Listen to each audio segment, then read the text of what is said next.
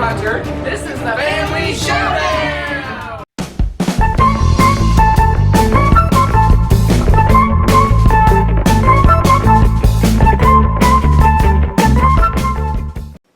Hi folks, today we're looking at our top 10 games that have dice. These are not necessarily dice games, just games that have dice in them. I know for my list, personally, I didn't pick games that have dice just being a small little part of the game, like a counter or just a scorekeeper or something like that. It actually needs to be a part of the game. Yeah, I put something that doesn't necessarily, how to word this, it affects the gameplay, but it is not like you said, ornamentation only, or Right. something where you are using it, so. You want to start it off or you want me to start? I can start. Alright, do it. My number 10 is a silly game, but it's fun because of the dice, and that is Unspeakable Words. And it's just a chaotic, fun, simple little word game, but you have scores. Each letter has a value associated with it. So you lay out a word, and if it's 12 points, you have to roll a dice afterwards, and it has to be at least that number or higher.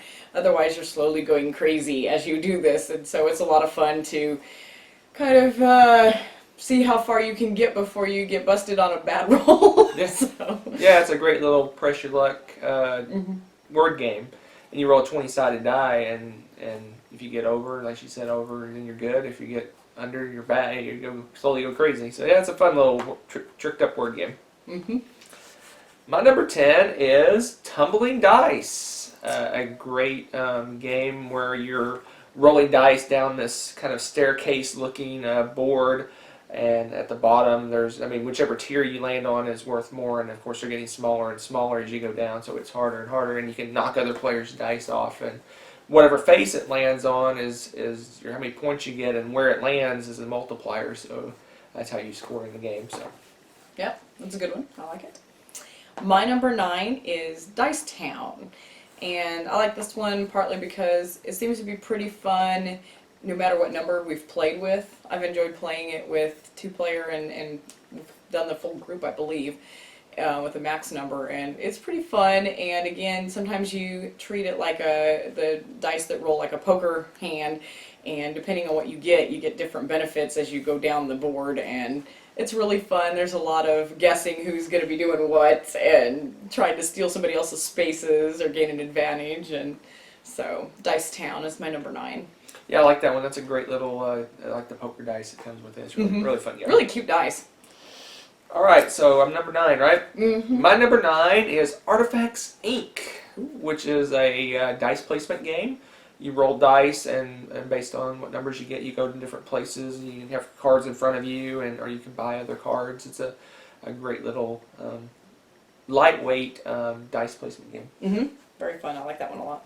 My number 8 is our first crossover, and that is Tumbling Dice. And exactly what Hunter said, it's a great, I love the board because it's a nice little stair stepper, and we've played that with all ages. Everybody seems to have a really good time with it, and you can play with the little multiplier dice or not. Most of the time we don't, because we're playing with the little ones, and we have just as much fun each time. And it's great to help the bigger ones play with the math scoring and things like that. So, you can sneak a little bit of education in there too. Yeah. Really fun one. Tumbling Dice. So my number 8? Mm-hmm. My number 8 is a fairly new game for us. It's Castles of Burgundy. Yes. The dice in that game are used to decide what actions you can take. So on your turn, you roll the dice, and based on the number, you can go to different places on the board to purchase different buildings and things. We actually use my the D12 dice, the 2 times D6 dice. Oh yeah. For that game, cool. I like to sub those in for that because they come with really pretty generic dice. Mm-hmm. But again, the dice rolling drives most of the game, so I really like that one. You know what? And what's funny is that one's new enough. I didn't even think about it, but that would also be in my top 10. So yeah. Forgot that one, but definitely sneak that in there somewhere. Yep. That's a good one. We're on number 7 now, right? 7. My number 7 is Pandemic: The Cure. And I really enjoyed Pandemic, but there's just something about the way Pandemic: The Cure runs that seems a little smoother. And I don't know, I just really enjoy the gameplay a little bit better. I think it's a little quicker game too. and we can play more of it. And the dice are really colorful, and just the concept. I really like this game. It's really fun. I recommend trying it. It's a good co-op if you need a cooperative game. Wanted something with dice and cooperative. I recommend that one. Yeah, that one just seems to hit the table easier. It's just so quick, easy setup, and you don't have to deal with tons of cards and things like that. I mean, I do love Pandemic, but Pandemic: The Cure is just condenses the game, and it's a little streamlined. I think that's what it is. And I love Rolling Dice. There is that. What number 7? 7. My number 7 is Merchants and Marauders. Ooh, another goodie. The Merchants and Marauders, the dice are used for combat, and they're cool little dice because the 5 and 6 side are little skulls and crossbones. It's just a fun dice rolling game. The combat, it drives all the combat. It decides whether you hit and whether you during combat, whether you can board their ship and do all kinds of different things, piratey things with the dice, and I love that game. I didn't put that on my list because I tend not to go towards piracy, and you can do merchanting, and honestly, if you're doing those in rumors, you don't roll a whole lot. Yeah, So that's kind of funny because when I play, I roll tons of dice, and when she plays, she probably doesn't even pick up the dice the whole game. So it's just how you play the game, I guess. Yeah, yep, definitely.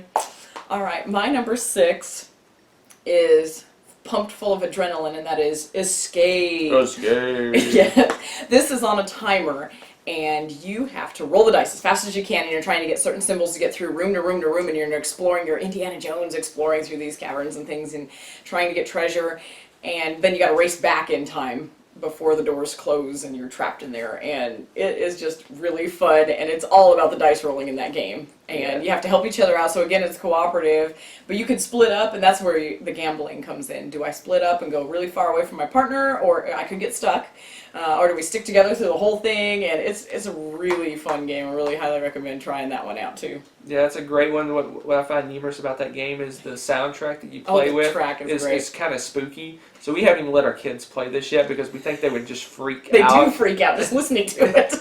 But it is it's just like you're just rolling dice as fast as you can. It's a really, it's an intense 10 minutes, that's for sure. Yes, it is.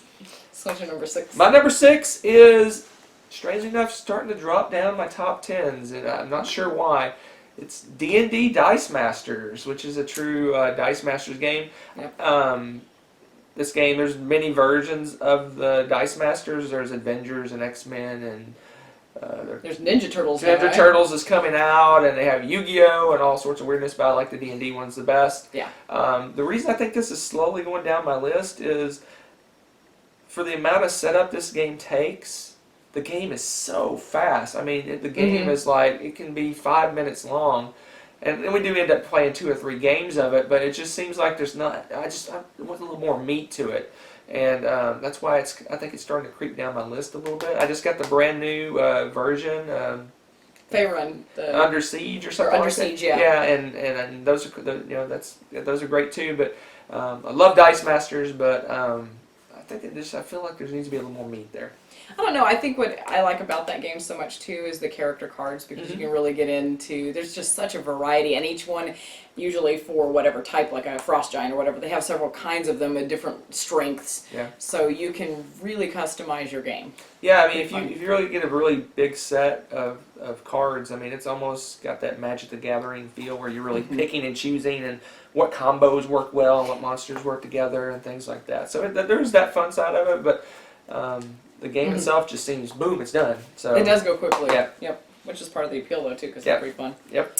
My number 5 is one of those that I think is going to be a perennial favorite forever in our family too, and it's King of Tokyo. That game just seems to stay popular, and the dice, of course, are just infamous now. You know, that crazy green color, and they're so fun and bright, and it's easy for people that don't normally play board games to play this one. And the concept is great. You know, you're a monster attacking the city or the bay and duking it out against other ginormous monsters, and it's just really funny. It's low pressure, so you can still, it's attacky, but you all can have fun doing it too. So it's not take that, but it is. It's not like in your face take that, if that makes any sense. And I just really enjoy that game. It's got a few, it's got the expansion with the power-ups too, so if you want to trick it up a little bit, you can, or you can just play the base game, especially if you have younger kids playing it or new people, so you can, adjust the difficulty level. So, Yep. King of Tokyo. Yeah, if you watched one of our other videos, the Gateway game, this is my Mhm. go-to Gateway game. This is Oh, just yeah. a great dice rolling introductory game. Very I agree. fun.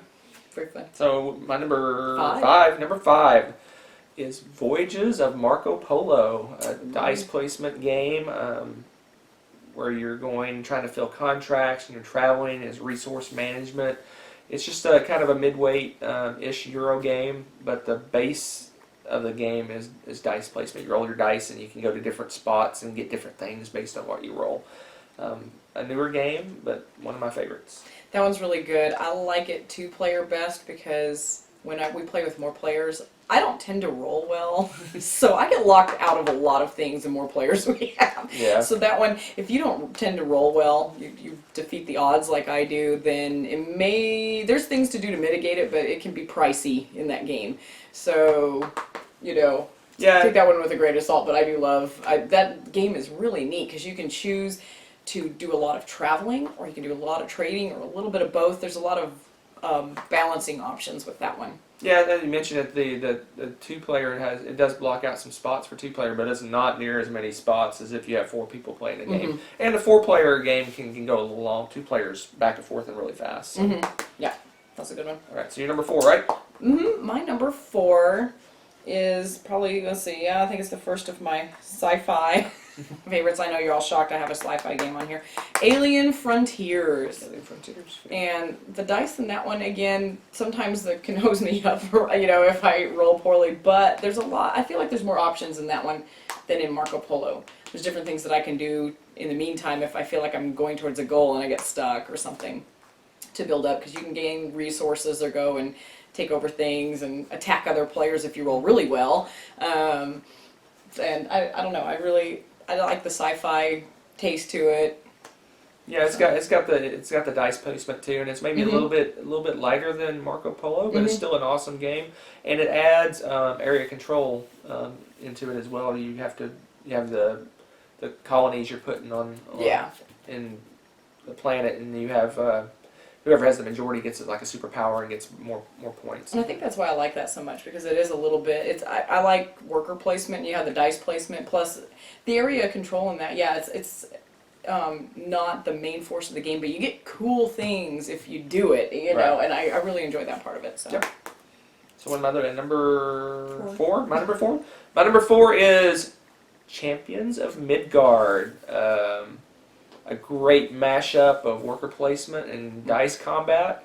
I love that game. You gather resources to build your troops, and then you go out and fight trolls and undead and monsters and for glory. And so it's a great Viking-themed worker placement game where the dice combat is a really major part of the game. That one's growing on me. Maybe my dice rolls are getting better. I'm figuring out how to get around some of my poor dice rolls better. Yep. And it's fun because you can decide to kind of stay home and attack the trolls and Draugr and things, or you can go on these great voyages and attack the big giant monsters and get some crazy good victory points out of it. So Yeah, we just played that again recently, and we really enjoyed it. So pretty fun one. Champions of Midgard. That's a good one. My number 3, I apparently like it a little bit better than you, and that is Artifacts Inc. Yep. And pretty much everything that he said. I enjoy the dice placement on that, the opportunities to go and get different artifacts and things, and each one of the different types has a different value, a place to it for getting money and different resources, that you can go diving. There's a lot of different options on the cards, and there's bonuses based off of what you place on your own little area, and the proximity to each other, which I've always enjoyed tile placement, so I kind of get that feel with that too, because wherever you place your cards, some of them give you bonuses for the type of card that's neighboring. Yep. So I enjoy that. There's a lot of that, and the dice keep that game, that paces the game for you. So I really enjoy Artifacts Inc. Test that one out. Yep, it's a good one. All right, so I'm doing number 3. My number 3 is Zaya, a great sandboxy space game where you can. It's kind of along the lines of one of my earlier ones, Merchant Marauders. You can choose to go pirating. You can choose to do missions. You can travel around, gather resources, and resell them. You can do all sorts of different things. It's kind of like whatever you want to do. And even then, you can switch gears mid-game and try something completely different. It's a great game. The only thing is it's doesn't play very well two-player, but we still try to play it anyway.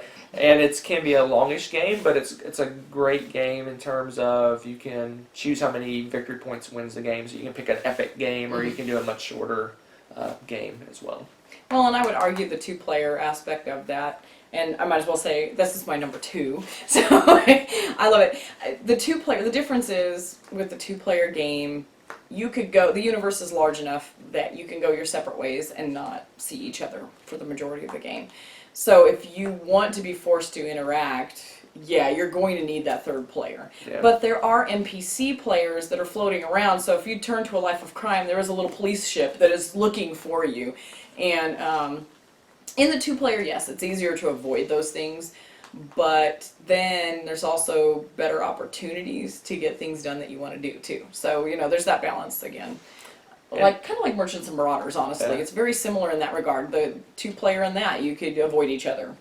But just so you know, I don't think it's actually two-player on the box. I think it's 3 to 5, but we play two-player anyway. Mm-hmm. And like she said, it's you don't really run into each other, but you can follow the other person around and attack them all you want. But sometimes we tend to go our separate ways and end up being merchants, and we don't really interact a lot. But it's not two-player on the box, but still, I think you can play two-player. Oh my gosh! And if you have the 3 players or higher, that game is great. Yeah.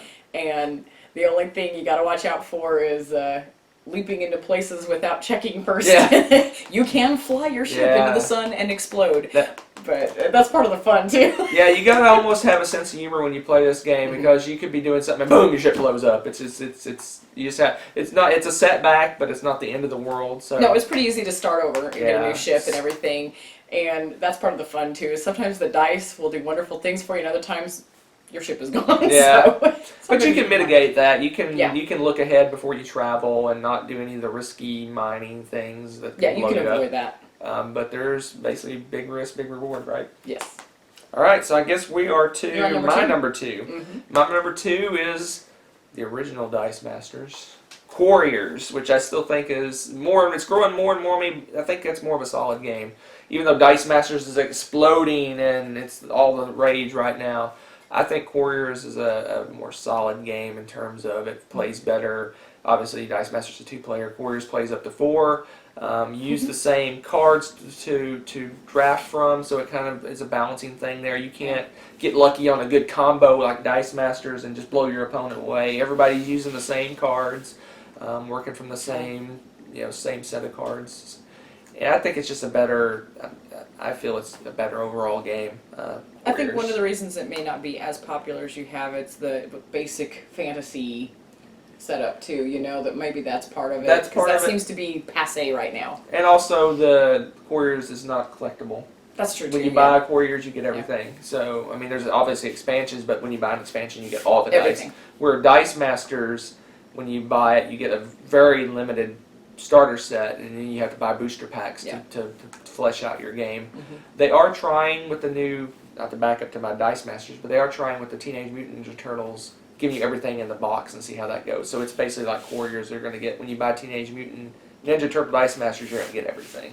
Which I think is a strength of Quarriors, is you get everything in the box. Yeah, so it depends on your taste. That's one of those that look up Dice Masters and Quarriors and research what you think is going to be your favorite, because they all play similarly. They have different strengths and weaknesses, and there's a lot of fun to be had in all of them. Yep. So definitely check them out. All right, you ready for my number 1? My number 1, and I bet I can guess it. I bet you can probably guess it too. Well, go ahead. Or you want me to say it? Say it, I'm curious. It is Roll for the Galaxy. How does he know? What a shock. Yes, I absolutely love this. I would play, I love card games, so I love Race for the Galaxy, but not everybody likes all of the iconography in that game, and it's a little heavy to teach. Roll for the Galaxy seems to cure all of that, and it plays a little bit faster too. It's a little more, Yeah, we play that one more quickly. Yeah. And it seems like we can bring it to the table much more easily, and it just seems to keep gaining ground for me. I love this. It's a space theme, and you get to choose based on how you roll. You get to choose different options to do. Plus, whatever someone else chooses for their action, you get to also piggyback on that. So everybody's building up their stuff and rolling, and you're rolling all the dice, and then once you finish everything up, you get to get those dice back to re-roll and start over. So you're slowly, it's like dice deck building, Yeah. I should say. Yeah. And it's strangely addictive. I really, really love this game, and it plays, what's the speed on that, what, 45 minutes maybe? Yeah, it takes. It's not, Yeah, it's about. Well, I mean, a long game will be an hour, I would think. yeah, so it's in that sweet spot that a lot of people really like, where it's not too long and it's not super short. I would recommend trying this one out. Yeah, I really like that one. It kind of, when you play, you get to pick what action you're going to take for the turn, and then your opponents pick what action they're going to take for the turn, and there's a little bit of guessing game. You're like, oh, I think she's going to pick that, so I'm going to do something else. But then she ends up picking something else, and now I don't get to do that. Yeah, I don't get to build my planet. And the two-player version, you roll a random action, so it's like a person picking another action. So that's the only real difference between two-player. Yeah, and I love the two-player and multiplayer with that. That's one of those that you can play any level, and I enjoyed that one the same. And they also have an expansion, and the expansion, and I'm not usually a huge expansion fan, but the expansion is awesome for this one. What is it called? Do you remember the name? Ambition, I think it is. Ambition, yeah. With the orange dice and everything. Oh, good one. That one's actually really good. I highly recommend getting the expansion with that, too. It changes the game up. Yep. In a good way. Yep. So, all right, your number one. What is my number one? I'm kind of curious now. I should know this. It's going to be obvious because you didn't put Warriors number one. What games do I like more than Warriors that has dice? I'm pulling a crazy blank for some reason. It must be late. War of the Ring! Oh, duh.